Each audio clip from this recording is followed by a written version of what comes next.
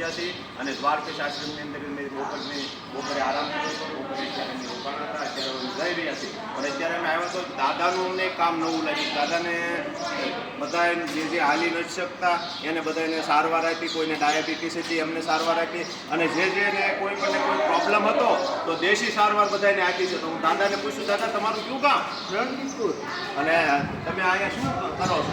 અમે બે માણસ અહીંયા આશ્રમમાં રહીને અમે ગમે હાલી નીકળીને અમે જમાડી જી દાદા. અને 2 જણા રહીને છોકરા કંઈ છે નહીં હા. અને રહી. ઓહો, અને તમે આ સોળવાનું કામ કરો છો. આ અત્યારે મેં જોયું કે ઓહો, આ તો દાદાને આગળથી જે પગ દુખતા હોય, કોઈ જાતનો પ્રોબ્લેમ હોય તો દાદા તરત મટાડી દે છે.